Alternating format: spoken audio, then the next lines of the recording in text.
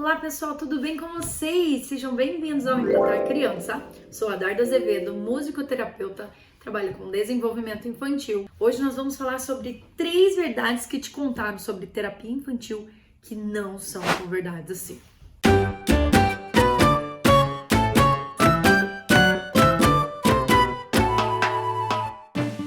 Muito bem, minha gente, eu sei que vocês que estão aqui me acompanhando provavelmente estão na área da terapia infantil, da educação infantil, e no meio disso, muitas vezes a gente ouve algumas coisas que não sei de onde tiraram, ou então daquela educação mais arcaica que tinha mais regrinhas, e aí quando a gente para pensar e consegue virar aquela chavinha na cabeça, você fala, nossa gente, mas isso não faz sentido. Por que que a gente ainda mantém isso? Hoje a gente vai quebrar alguns tabus sobre terapia infantil ou educação infantil também serve para professor, tá? Quando você lida com a criança, o que você deve fazer, como você deve se comportar. Então a primeira verdade que não é verdade seria ser carinhosa com a criança vai tirar sua autoridade. Ela não vai mais te respeitar, ela vai achar que você é muito mole, que você não tem pulso firme, que você não consegue passar uma segurança para essa criança. E não, gente, quando a gente é carinhosa com a criança, a gente estimula o vínculo, estimula a confiança dessa criança com a gente. Muitas vezes a gente acha que eu tenho que só falar não, tudo que ela faz eu tenho que dizer que tá errado ou mostrar o que é certo logo em seguida. E quando a criança mais precisa do seu colo, do seu acolhimento, você não dá por medo de perder a sua autoridade.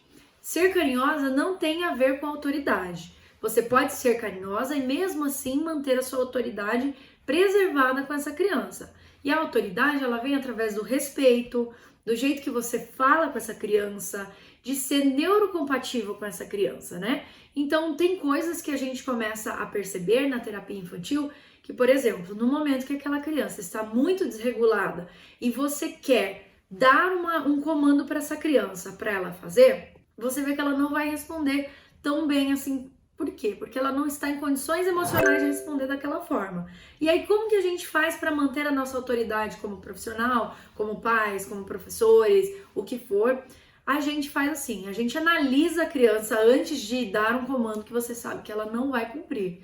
Então, se eu vejo que ela não vai cumprir o comando que eu estou querendo dar para ela por falta de organização emocional dessa criança, ao invés de eu dar um comando e ter que obrigar a criança a fazer para não perder a minha autoridade, o que eu faço? Eu abro o leque, então eu não vou dar o comando, eu vou dar opções para a criança. Ah, você quer brincar de tal coisa? Você quer fazer tal coisa ou você prefere isso? E dentro daquilo que você disponibilizou, você cria uma resposta adequada, porque a criança ela pode escolher naquele momento e assim você não está perdendo sua autoridade, você está dando opções para essa criança e dentro daquelas opções ela consegue fazer sua escolha. Então, muito cuidado nesses momentos de querer impor algo, sendo que a criança ainda não está pronta para isso. Tá? Então, ou então que ela está num momento que não é tão racional assim e tem que ser um pouco mais emocional. Acolha a criança quando ela estiver desregulada, ela estiver nervosa, você pode ser carinhosa, você pode sempre reforçar aquela criança emocionalmente, abraçar, dar beijos e mostrar para aquela criança que ela é importante, que você gosta dela, que você ama essa criança do jeitinho que ela é e que você está ali para acolhê-la. Falei demais? Falei. Segunda verdade, que não é verdade. Deixa a criança chorando na sessão, isso é só birra, logo passa. Ai, minha gente, quantas e quantas vezes você já ouviu isso? Se você está há muitos anos no mercado de trabalho, você provavelmente já ouviu isso várias e várias vezes, principalmente se já trabalhou em instituições, né, que já tem um padrão de pensamento. Muitas vezes a gente ouve isso, né? Ah, não, a criança tá chorando por mãe, tudo é comportamento e tal. Porém, existe um bloqueio quando a gente quer ensinar uma criança no momento em que ela está chorando, sofrendo. Quando a gente começa a querer ensinar a criança, trazer informações e habilidades para aquela criança em um momento que ela está chorando, primeiro, a gente perde ela pro choro, né? Porque ela tá chorando por algum motivo, é alguma comunicação que ela quer falar para nós ou que ela não consegue nem expressar, entender, mas é uma emoção que ela está sentindo. Então, se ela tá chorando, muitas vezes esse choro, ele traz um sentimento negativo. E você começa a forçar essa criança a estar respondendo para você no momento que ela tá chorando, você não tá criando vínculo, você tá criando raiva, né? Essa criança começa a associar com emoções ruins. Ah, é chato estar ali, eu não consigo ser acolhida, porque eu tô chorando, tô tentando mostrar que eu não estou bem, não estou gostando, não me identifico ainda com a sala, com alguma outra questão, e mesmo assim, a pessoa ali, no caso, a terapeuta, está me obrigando a aprender. Não estou dizendo que é racional, assim, a criança não está racionalizando isso, eu tô lá por causa disso. Não, eu estou falando que é sentimentos associados a essa aprendizagem. E uma criança não aprende bem se ela estiver envolvida em emoções ruins. Geralmente as emoções elas seguem para a vida e elas vão ficar na memória. E aí você associa uma aprendizagem, uma habilidade com emoções ruins. Isso não é bom para a criança. Ela pode até aprender, desenvolver algumas habilidades, mas sempre vai ser com aquele peso, com aquele cansaço, com aquela rebeldia, porque eu não queria estar fazendo aquilo, ou aquilo é ruim de fazer. Né? Por exemplo, obrigar uma pessoa a escrever e ela sofrendo e você fica obrigando. Muitas pessoas passaram por isso.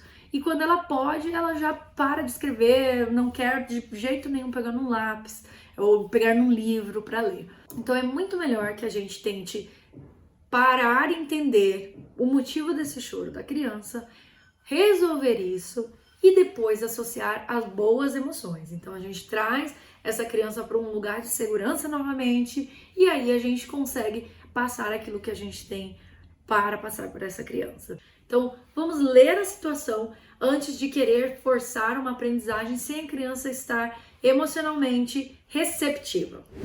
E terceira verdade que não é tão verdade assim é que os pais só atrapalham dentro de sessão, deixa eles para fora, não vai dar certo assim. Gente, os pais em sessão podem muitas vezes interferir em alguns momentos, quando você dá aquele estímulo para a criança e espera a resposta da criança e às vezes você vê que os pais ficam ansiosos, interferem um pouco, pode acontecer isso? Pode. Porém, não é por causa desses pais que vai ser atrapalhado a sessão. Primeira coisa, você tem que ter uma conversa aberta com esses pais. Então você pode explicar para eles, olha, você vai estar na sessão, mas você vai fazer isso, vai fazer aquilo, vai se comportar assim, porque assim eu consigo fazer tal coisa com a criança. Então eu crio o vínculo com a criança. Ou então você fica na sessão, mas você não vai dar resposta para a criança. Vocês fazem um trato antes. É assim que eu espero de você dentro da sessão. Porque assim como a criança está aprendendo a responder para você, os pais estarão aprendendo também como que eles devem estimular essa criança. E você, como terapeuta, que vai dar o modelo. Você vai fazer assim, assim, assado. Você viu que eu fiz tal coisa e ela respondeu assim? E aí, assim, vocês vão construindo um lugar de segurança também entre você e os pais. Por quê? Esses pais, eles estão com a criança muito mais tempo que você. E se você não ensina os pais também a como modificar alguns comportamentos com a criança, muitas vezes o seu trabalho vai ser muito mais formiguinha, vai ter menos resultado, porque esses pais ainda não entenderam quais são os objetivos da sessão. Então é melhor você ter esses pais próximos a você do que simplesmente falar, os pais na sessão não, entendeu? Os pais podem ser nossos aliados. Chega um momento que esses pais precisam estar fora de sessão, porque você tem alguns outros objetivos que você já consegue direcionar melhor a criança se ela estiver sozinha, tá bom? Mas não é porque os pais estão em sessão que eles vão atrapalhar. Às vezes é a falta de comunicação com esses pais que pode atrapalhar. E aí, gente, tem mais alguma verdade que vocês já ouviram sobre terapia infantil que não é tão verdade assim? Já escreve aqui nos comentários e vamos quebrar esses tabus que falam por aí sobre terapia.